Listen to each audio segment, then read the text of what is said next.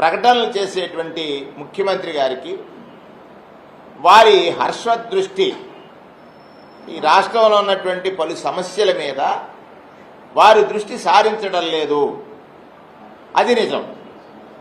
ఈ నిజాన్ని ప్రజాపక్షాన ప్రశ్నించేటువంటి ప్రతిపక్షం పైన ఏదో ఒక నింద వేసి ఒక అబోధ కల్పన సృష్టించి తద్వారా ప్రజల దృష్టిని ఆ సమస్యలపై వెళ్లకుండా చూసేటువంటి ఒక ప్రయత్నం జరుగుతూ ఉంది. దానిలో భాగమే ఈ రాష్ట్రంలో ఈ దేశంలో కానీ ప్రజలు ఎవరైతే ప్రభుత్వాల యొక్క ఆసరాతో జీవనం గడపాలనుకుంటారో, ప్రభుత్వం ఆసరా అందిస్తేనే వారి జీవితాల్లో మార్పు ప్రారంభం అవుతుందని ఆశిస్తారు. అటువంటి ప్రజలకు అందాల్సినటువంటి పలు సంక్షేమాలతో పాటుగా తోడ్పాటు, ఈ రెండు అందించడంలో ఈ ప్రభుత్వం పూర్తిగా విఫలమైంది. అంటే రాజ్యాంగ నిర్మాత బాబాసాహెబ్ అంబేద్కర్ గారు ఈ దేశానికి ఒక రాజ్యాంగాన్ని అందించి ఆ రాజ్యాంగం అమలు చేసేటువంటి నాయకుడు తన చిత్తశుద్ధిని ఎప్పటికప్పుడు ప్రదర్శించాలి. తద్వారా మాత్రమే ఈ దేశంలో పేదరికం కానీ కుల నిర్మూలన కానీ జరుగుతుందని ఆశించారు. దానిలో భాగమే ఇవాళ మనం గడిచినటువంటి వారం రోజులుగా చూస్తున్నాం. ఈ రాష్ట్రంలో ముఖ్యమంత్రి గారు మాటలు ఎప్పుడూ ఎలా ఉంటాయంటే క్వాంటమ్ వ్యాలీ అంటారు. ఏఐ ద్వారా ఈ దేశంలోనే మనం అగ్రగామిగా ఉన్నామంటారు. ఎక్కడో ఎలాన్ మస్క్ గురించి ఒకసారి పేపర్లో చదువుతారో లేకపోతే చూస్తారో, దాన్ని మించిన నాలెడ్జ్ నా దగ్గర ఉందంటారు. నేను సూటిగా అడుగుతున్నాను, ముఖ్యమంత్రి గారు, మీరు క్వాంటమ్ వ్యాలీ తీసుకొచ్చినా, ఏఐ తీసుకొచ్చినా, లేదా కొత్తగా ఏదో P4 చెప్తున్నారు, ఏది తీసుకొచ్చినా వ్యవస్థలో నడుస్తున్నటువంటి సంక్షేమానికి సంబంధించిన హాస్టల్స్ పరిస్థితి మీరు చూసారా? మాట్లాడితే సింగపూరు, జపాను, లేకపోతే అమెరికా ఇటువంటి దేశాలను పోల్చుకునే మీరు ఈ హాస్టల్లో పిల్లలు పడుతున్నటువంటి అగచాట్ల గురించి పట్టించుకున్నారా?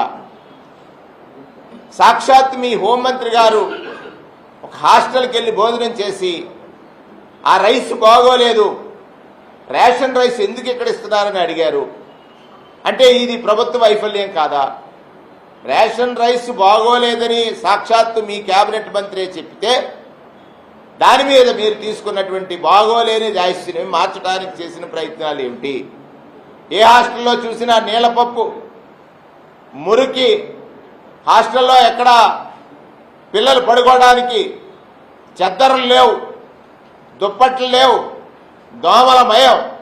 మీరు గతంలో ఒకసారి దోమల మీద యుద్ధం చేశారు. ఇవాళ హాస్టల్ పిల్లల రక్తం అంతా కూడా పీల్చేస్తున్నాయి. హాస్టల్ పిల్లలు ఇవాళ రోగాల బారిన పడుతున్నారు. బీసీ హాస్టల్ అవ్వచ్చు, ఎస్సీ హాస్టల్ అవ్వచ్చు, ఎస్టీ హాస్టల్ అవ్వచ్చు.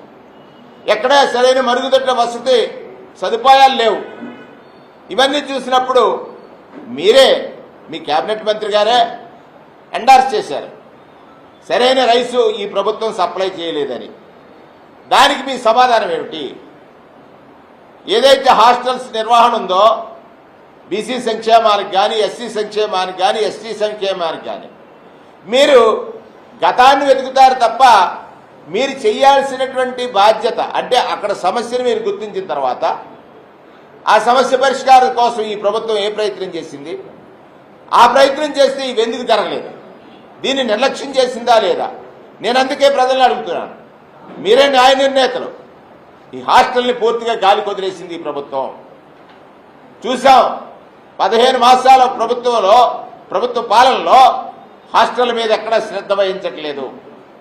ఏదైతే బీసీ సామాజిక వర్గ పిల్లలు ఉన్నారో వాళ్ళ ఇంటి దగ్గర సరైన తిండి లేక కదా, ఆ ఇంట్లో ఉన్నటువంటి పెద్దలు వాళ్ళని సరిగా సాకై బడికి పంపని కారణం చేత హాస్టల్లో జాయిన్ అవుతున్నారు కదా. హాస్టల్లో జాయిన్ అయినటువంటి పిల్లలకి ప్రభుత్వమే అమ్మా నాన్న కావాలి, ప్రభుత్వమే తల్లి తండ్రి కావాలి, ప్రభుత్వమే జవాబుదారీతో పనిచేసేటువంటి వ్యవస్థ కావాలి. కానీ ఈ ప్రభుత్వం దాన్ని పూర్తిగా గాలి కొదిలేసింది. అంటే అందుకే నేను అన్నాను, ఆయన చూపెప్పుడు కూడా ఏ క్వాంటమ్ లేకపోతే అమరావతి తప్ప ఈ రాష్ట్రంలో ప్రజలు పడుతున్నటువంటి అగచాట్ల మీద లేదు.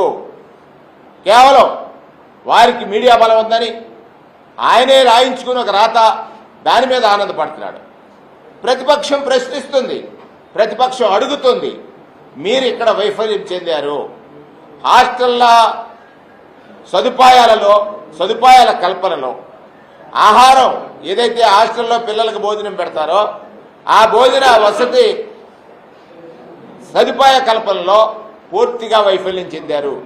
క్వాలిటీ రైస్ లేదు, క్వాలిటీ కర్రీస్ లేవు, సమయానికి ఎక్కడా కూడా హాస్టల్ పిల్లలకి తిండి దొరికేటువంటి పరిస్థితి లేదు.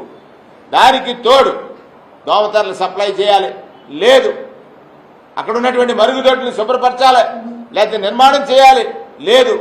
హైకోర్టులు, సుప్రీంకోర్టు ఇవాళ అక్షింతలు వేసింది ప్రభుత్వానికి.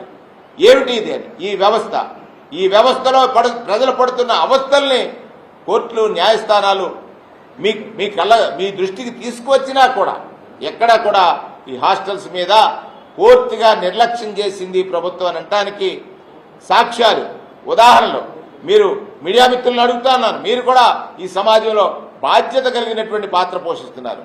హాస్టల్ విజిట్ చేయండి, ఈ ప్రభుత్వం ఏం చేస్తుందనేటువంటి పిల్లల్ని అడిగే తెలుసుకోండి. హాస్టల్లో ఉన్నటువంటి వసతులు చూడండి.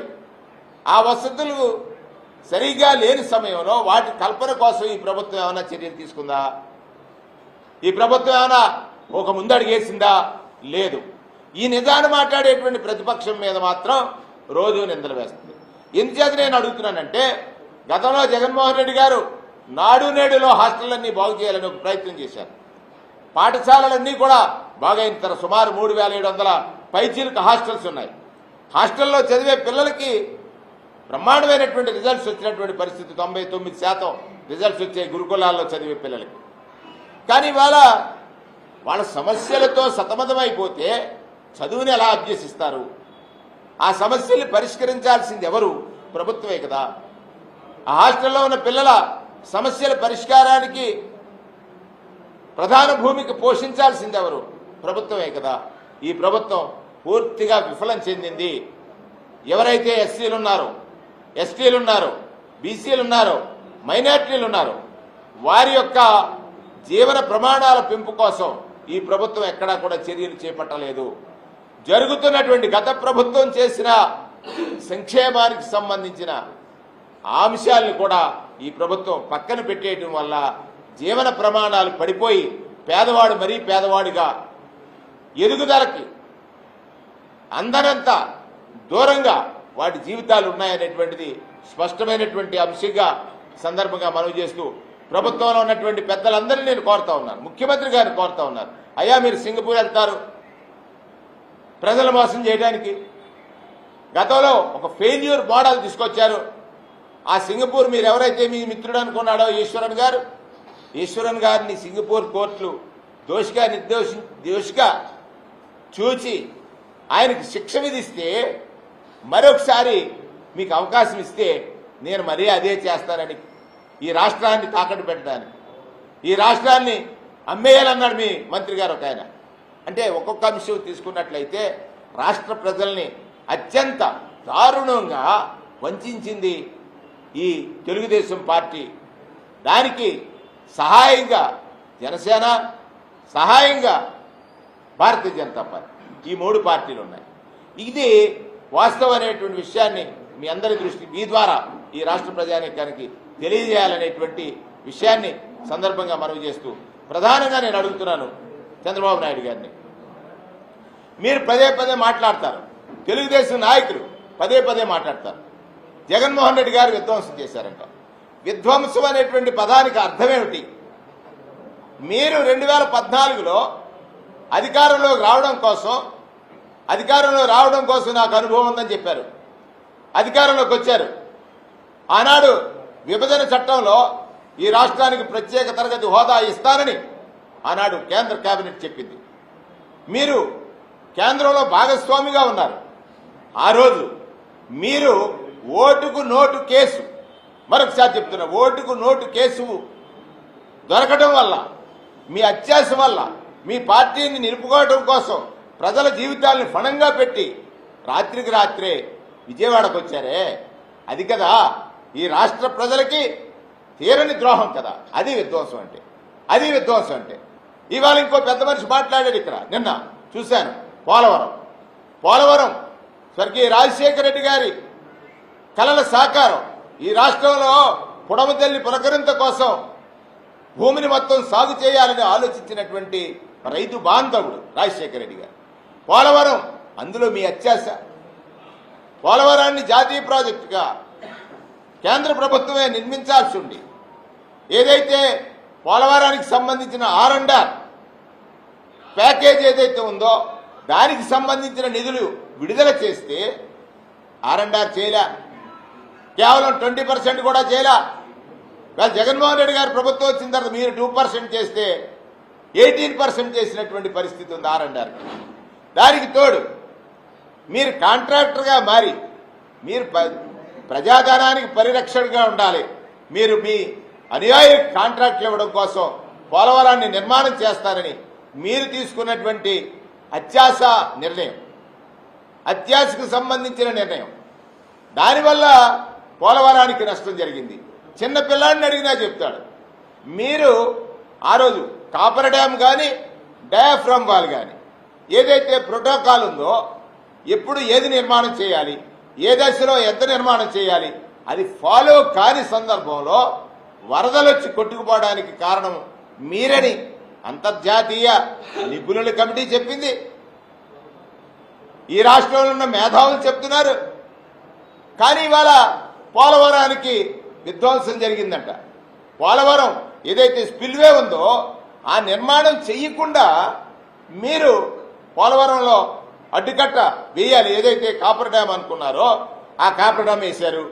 కాపర్ డ్యామ్లో కవర్ అయిపోవడానికి వీలుగా సందులు వదిలేసింది ఎవరు? ఆ నిర్మాణం పూర్తి కాని కారణం చేత ఆ రోజు వరదలు వస్తే ఆ వాటర్ అంతా ఫోర్స్ పెరిగి మీరు నిర్మించినటువంటి ఏదైతే డయాఫ్రమ్ వాల్ ఉందో కవర్ అయిపోయింది. అంటే ఈ రాష్ట్ర ప్రజలకు అన్యాయం చేయడానికి వీల్లేదని జగన్మోహన్ రెడ్డి గారు కేంద్ర ప్రభుత్వానికి ఖరాఖండిగా చెప్పాడు.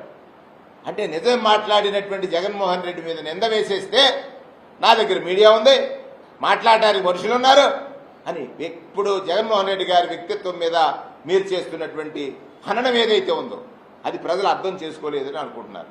అంటే ఈ ప్రభుత్వం ఒక్కటి ప్రతి అంశంలోనూ విఫలం చెందింది.